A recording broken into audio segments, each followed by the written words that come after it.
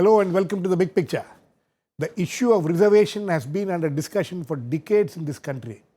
While reservation for SC and STs in public sector came with the constitution, it took many more years for OBCs to get the same facilities. However, ever since independence in one form or another, the demand for reservation in private sector has been made, starting from none less than Dr. Ambedkar himself. However, for the marginalized groups, reservation in private sector continues to be a dream. Though some affirmative action is said to have been put in place by the private corporates since 2004, the success of it still remains blurred. Meanwhile, Union Minister Ramvilas Paswan, one of the leading champions of reservations in private sector, has again demanded it, and he has also added that reservation in private sector can be one of the ways of tackling naxalism in this country. Last month, the National Commission for Backward Classes has also advised the government to enact a legislation to make it mandatory for private sector to reserve 27% of jobs for backward classes.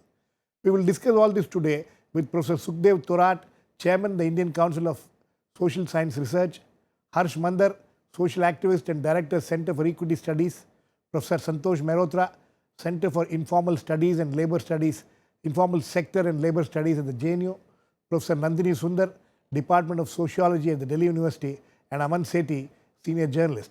Welcome to all of you. Professor Thorat. Professor Thorat, you have been talking about reservation in private sector for quite some time now. You know, in 2004, when the corporates said that we will bring in some kind of an affirmative action, how much have they been able to bring it, and what has been the record of that in the last 10, 12 years?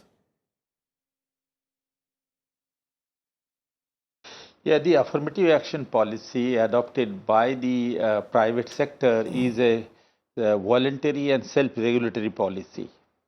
The only condition between the agreement between the then Prime Minister Manmohan Singh and the FICCI, CII and Associate Chamber of Commerce was that they will submit the annual report to the Prime Minister. There is no other way of any accountability. So we don't have a sufficient information about the progress in the private affirmative action policy as such. I have attended several of their conferences. Some are doing good. I think Tata Group is doing reasonably well. That's what I know. But others, we don't have any idea about the progress of affirmative action policy. What they called is 4 E's: education and self-employment and employment. Those 4 E's are there, but nobody knows what exactly is going on there. Okay. Santosh, when it comes to the issue of employment in private sector, how much of it are reservable jobs according to you? Or you think that all the jobs can be reserved?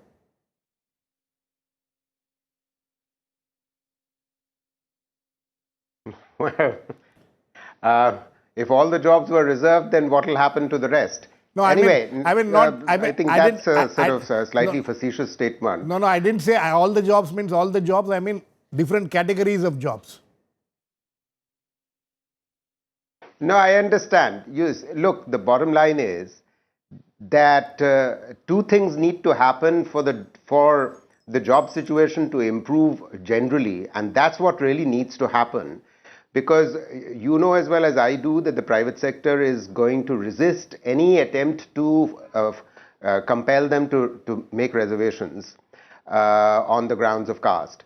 The two things that need to happen is that the quality of education has to improve, which is one of the E's that Professor Thorat was talking about, and simultaneously employability, in other words, a certain focus for the marginalized groups on skill development, improving their employability has to happen. That's on the education and the employability side. But the much more important point is that, you know, as people get educated, they are looking for non-agricultural jobs, meaning in industry and services. They're not going to continue in agriculture. And obviously, jobs need to grow in manufacturing, in construction, and in services. And the problem is that policy focus quite often of governments is not on the employment elasticity of output, meaning the focus is on output and GDP growth and not on employment growth, which goes along with it. if there was a certain focus on employment growth generally, then this tussle between castes over reservation for within the government sector, within the private sector, would be significantly mitigated. So how do you say that? Can you explain really the that? bottom line. Can you explain that, Santosh? Well, what I mean is very clear, that if the size of the cake of jobs was rising, then more people are likely to get jobs.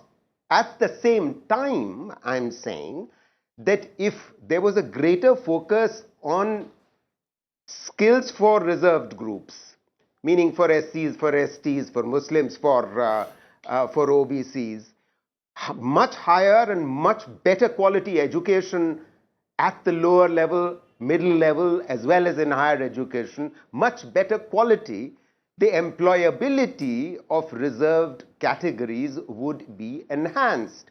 So what the government needs to focus on is on A, improving quality of education, B, improving quality of the nature of the skills program that are being imparted, and C, focus on ensuring that there is an industrial policy which ensures growth in jobs in general. The problem is that the country doesn't have a manufacturing or an industrial policy. Okay. If growth in jobs was taking place in Okay. general, along with employability increasing with education and skills, Okay. I think you wouldn't have the kind of daily tussle that you're currently having. Okay. Harsh, would you agree with Santosh on that? And second thing is, whenever we talk of private sector reservation, the private sector's argument or those people who argue on behalf of the private sector says that, it is not like the public sector reservation. You can't have the same kind of policy when it comes to private sector.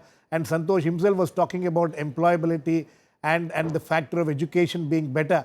So is there a difference in the way the private sector approaches this issue? And, are the people who are being employed in public sector, the kind of education they have, the kind of skills they come with, are they different? No, firstly, of course, how can I disagree with all the prescriptions that Santosh is talking about? Of course, we need to mend our, public education system, our technical education system. We need to look at a growth model which generates more jobs. We are having almost jobless growth despite high economic growth, and that is the result of the crisis that we see ourselves in. No doubt about that. But we can't tell, 70 years after independence, we can't tell young people from disadvantaged backgrounds that until we sort all of these problems out, we haven't done it for all these generations, we don't know when, we have no time frame. There doesn't seem any kind of, if you look at the recent budgets, that there's any kind of attempt to address any of these issues, and therefore the excluded will remain excluded. I think that's not an acceptable argument for if I was a young person from a disadvantaged background. I wouldn't buy that answer. So I do think that whatever the size of the cake is, it needs to be more equitably distributed. And since we're talking about tribal areas and so on, for instance, where there's large displacement, when you see the displacement that is happening when big companies come into these areas, local people are being dispossessed of their lands, of their forests, of their habitats, and there is very little employment that is locally generated for the young people, so they're getting excluded in that way as well. And lastly, you were talking about largely we're talking about, the argument that the private sector gives is about merit. They gave exactly the same arguments with regard to the public sector and government. I spent about 17, 18 years working within the IAS, and I would, very strongly, and I was in the academy as well as a trainer. I would say that I saw no, the belief that young people from reserved backgrounds show any different level of merit, is just a belief that comes out of an old kind of bigotry. I don't think merit is in any way the monopoly of the upper castes. And I think that a reservation policy for whatever the size of the cake in the private sector for scheduled caste and scheduled tribe young people would be a step in the right direction. It would be equitable, it would be fair, Okay. and it would not dilute merit. Okay, okay. Nandini, here is Ramvilas Paswan talking about, he's saying that private sector reservation can bring down naxalism. How do you see that equation which is being Well, I'm made? glad that Ramvilas Paswan has raised the issue of naxalism as a socio-economic problem rather than just a law and order problem. Right. For the last several years now, we've seen it being reduced to something that is equated with terrorism. And so I'm not sure that this is a good equation to make, that reservation will bring about an end to naxalism, but at least it's a start in discussing both reservation and in discussing naxalism. As far as reservation in the private sector goes, I think what mattered in the Constitution was the principle that certain groups need affirmative action. Now, whether that happens in the public sector or it happens in the private sector is a secondary point. When you're disinvesting, you're privatizing, then naturally it makes sense to spread the effects of affirmative action, I think, to the private sector as well. And public sector jobs are now increasingly, there is very few public sector jobs Yeah, left. absolutely. You have, there was a case in Chhattisgarh in 2013 where 75,000 people applied for 4 PN posts. Right. So you see this across the country, that the numbers of applicants are way disproportionate to the number of jobs available in the public sector. So in the private sector, when he talks about, let us look at this equation which he is making. Do you really think that people who are in these Naxal affected areas in this country, certain areas where certain states where this is happening, do you think private sector reservation will help them? Do you think that private sector reservation will help them not move towards Naxalism? This is the popular impression. Well, I think firstly the reasons why you have Naxalism in many parts of the country is not because of jobs and companies per se, but because of companies coming in and displacing people. So You're saying that it is not because they don't have jobs. no, I'm saying that jobs are not the main cause. The lack of jobs is one issue, but whether it's private sector jobs which are lacking is, I think, not really the issue. Because if you look at why people are joining or have joined the Naxalites, it's because of lack of land, lack of other employment opportunities, private or public, and also because of heavy state repression. I mean, if you look at all the areas where you have Naxalism today, there aren't private sector jobs going. It's not as if Exactly. That Where are is the going to private solve the sector problem. jobs there? Aman? Well, I think No, do you think that the youths will get excited, reading this, what Ramvilas Paswan has said, youths in Naxal affected areas? I can't presume to decide what excites the youth in Naxal regions, but I think that this connection between private sector reservation and naxalism is a kind of false equivalence, because I guess the root cause, inequality, division of resources is one of the driving causes of naxalism. But as Nandini said, and my reporting suggests, that one of the primary drivers of recruitment to the CPI Maoist is actually state repression. So if you look at MHA reports or you talk to Maoists, they say that, for example, after the Salvajuram, which Nandini's worked on, when the Salvajuram was at its peak, that's when recruitment was at its peak. So to kind of somehow decide that the naxalism problem is a private jobs crisis, I think is drawing a connection which may be a step too far. So that's my sense of it. Okay, that's interesting. Professor Thorat, how would you look at it? This equation. Yeah. Yeah, I think before I come to the equation, I want to make one point clear. It seems to me, with all due respect to my colleague, we are missing the point. They are, by and large, all of them are focusing on the growth with employment, and that is the first condition. I quite agree. Unless there is employment, there won't be a sufficient livelihood for the poor people. But the problem of the discriminated group of Dalit particularly and Adivasi is that in addition to the employment, they also require safeguard against discrimination. The scheduled caste face discrimination in employment. There are n number of studies now. So even if you have employment growth rate, at a relatively higher rate, the scheduled caste will lag behind, tribal will lag behind, because they will face a differential access in employment. There are studies now. Now you take an unemployment rate for 2011 and 12 based on NSS. The unemployment rate at all India level is close to 4.5%. It is 6% for tribal. It is, I think, around 6% for OBC and 4% for high caste. It is 13% for the scheduled caste. The caste-based discrimination is amazingly high.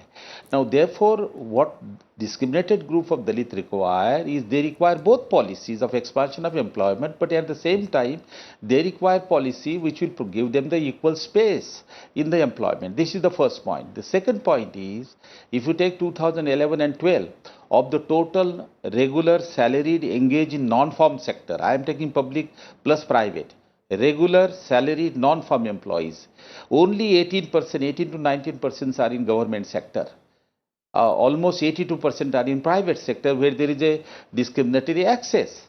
And therefore, there is a need of legal safeguard to the scheduled caste and others in employment. That is one part of it. What about education? Education is being privatized at a rapid rate. We had never ever in the history state-private university. As on today, we have 223 state private university. We have 90 state deemed university. We have 90% of our colleges which are self-financing colleges where the tuition fee is very high. And it has reduced the access of the poor, particularly in general, and scheduled caste and scheduled tribe. So what do we do of that sector? Then let us come to the private enterprises. There is an excellent book by Ashim Prakash who brought out a book on Dalit capital. And it brings out, it's a book based on the 90 case studies and brings out the kind of discrimination that the scheduled caste entrepreneur face in buying the input, in selling the output, in getting the space. So they face discrimination, as a result of which their turnover is low, profit is low, income is low, and poverty is high. Okay. We have to look at the issue of equal access, just hold on a second, equal access to private sector, to scheduled caste and other discriminated group in all the sector, not only employment alone. Employment, private enterprises and education. And I end by saying that we do require the general policies. As Mehrotra had said, expansion of employment, expansion of private enterprise, expansion of education, but what we require is supplementary and a complementary policy for a private sector to ensure an equal access and representation for scheduled caste and scheduled tribe. Okay. I think that's the issue. Sir, I think we are missing the main point. That point is well taken, but the fact is, now that issue of naxalism. Yes, let me come. I had just forgotten. Sorry. Nikam, I'll come to that. I just forgot because I wanted to give this clarification. I think I agree with the earlier point, that's the operation of the state. Santosh Mehrotra he has edited a book, and I have a paper about the atrocities and violence against the scheduled caste and scheduled tribe. Poverty per se is not the source of, it is a bad thing, but it is not per se the source of discontentment and extremism. The denial of justice by the government. When you don't find justice in employment, in civic society, and you feel not by the panchayat, not by the police, not by the state, not by the bureaucracy, then you are pushed to find out a solution outside. So you're saying it is the operation, the denial of justice and equal treatment. Okay. So I will just make one point that employment will help to a certain extent. I quite agree. Employment and economic development. Yes, we have to bring the issue of economic development and employment and education that will reduce the discontent. I quite agree with you. Okay. Santosh, there's, Professor Thorat says that you have done a study actually. I have 3 points to make. And yes. I've understood. Give me 3 points to make, and I think, see, I entirely agree with Nandini and Harsh that the issue of discrimination, as well as with Professor Thorat, that the issue of discrimination is a factor in the relatively higher unemployment rates, and that naxalism has, rather little to do with what Mr. Paswan is trying to say. It's rather more to do with the kinds of factors that both Harsh and Nandini have mentioned. Point 2, which is in some ways more relevant, is that this number of government jobs across the board have been systematically declining. So even if you were to sort of have I mean, if the size of the state was to grow, then the possibility of the SCs and the marginalized groups getting government jobs would be higher. We need more judges, we need more policemen, we need more doctors, more nurses, more school teachers. The size of the state has to grow. The size of the state cannot continue to get compressed as has been happening for the last few decades. This is the second point. The third point is that the current reservation in government jobs situation is the following, that SCs are not being able to fill the currently available reserved jobs. In other words, they have less than their reserved category share, i.e. if the share is 7%, they are maybe 3.5%, which says something about the kind of education that they're receiving. And if most of the SCs and STs are in government schools, and the quality of government schools is as poor as it is, then you've got a vicious cycle here. Okay. This is the point that needs to be remembered. Okay, that's an interesting point. Do not no, that's right. If all Santosh, I got all the of point. us were to get together to...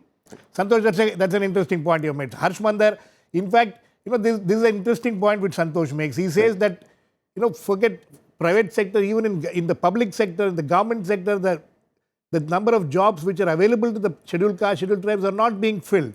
And why are we talking of private sector?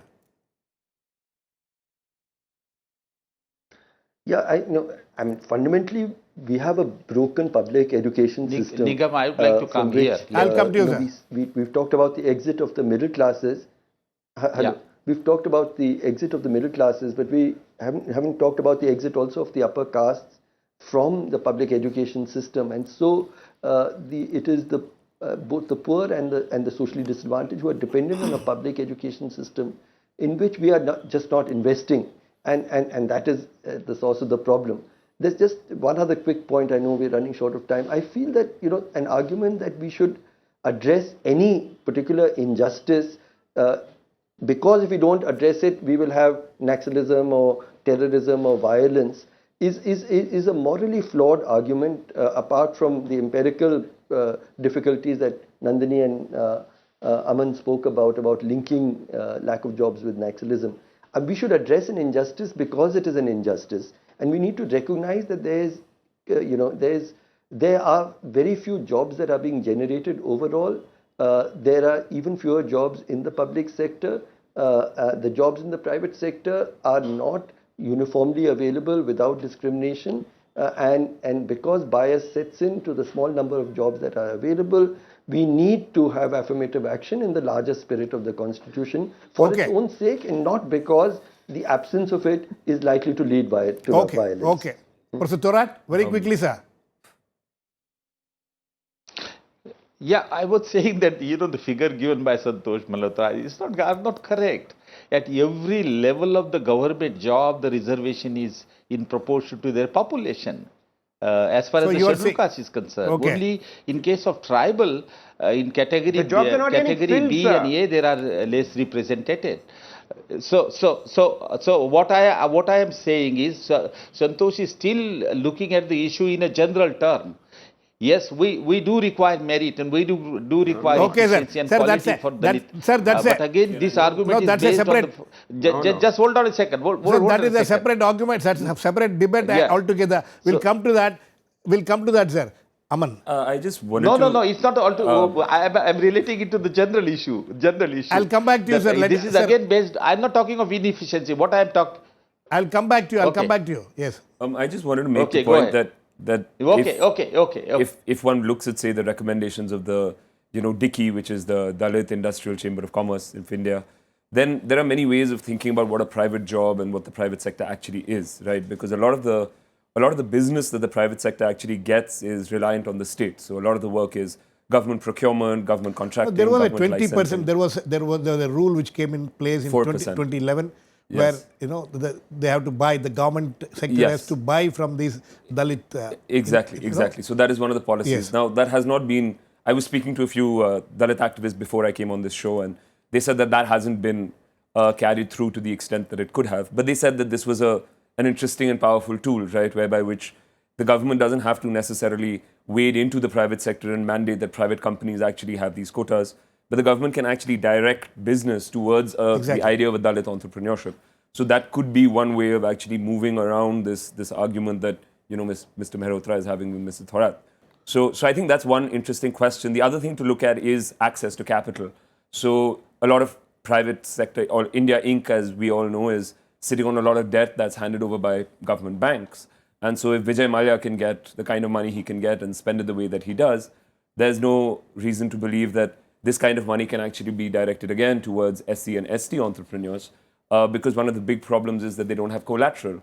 So you can dilute, collateral requirements. And this way you can also extend the size of the pie, because these entrepreneurs would actually then be providing employment. So they would be job creators. Okay. So I'm just saying this is one more way of thinking about it. Absolutely. Nandini, no, actually, to be fair to Ramvilas Paswan, if jobs in the tribal areas, like in whether it's the mines or industries which are coming up in these tribal areas, can't there be reservations for private sector, reservation for these people in those jobs? Well, firstly, I think the problem is you have to ask people whether they want those kinds that is exactly of mines. Yes. They want. That's also a question I have in my mind. People have been resisting having companies come in there. They've been resisting Vedanta. They've been resisting other companies coming in. So it's not as if they want jobs and they're going to be happy if their lands are going to be taken away, just getting some kind of class 4 job in a company which is sitting on their land. Where you have companies which really hasn't been very evident, where you have companies which have ethical business practices or are coming in to provide employment, there is no reason why they can't start training people from very early on. But you find across the board that never happens. But that was supposed to be one of the codes which the private sector, the corporates had promised the government. Yeah, but we don't see that happening anywhere. Even if you look at the kind of CSR that companies are doing. I have a PhD student who's working on CSR in Jharkhand, and he says, companies would rather spend on buying out opposition, threatening people, repressing them, than spend on CSR. So the budget for hiring gundas is much higher than their budget for CSR. Okay, I think on that note, on the unfortunate note, we need to end. We completely ran out of time. But this is an issue which has to be taken seriously. Ramvilas Paswan may not be correct when he's linking naxalism with private sector jobs, but there is something which has to be taken seriously, and private sector needs to open up. As far as all my guests are concerned, they think that it has to be opened up in certain ways, and also there are other avenues which can be opened up also. Thanks to all my guests. Please keep watching. We'll come back with another issue in the big picture same time tomorrow.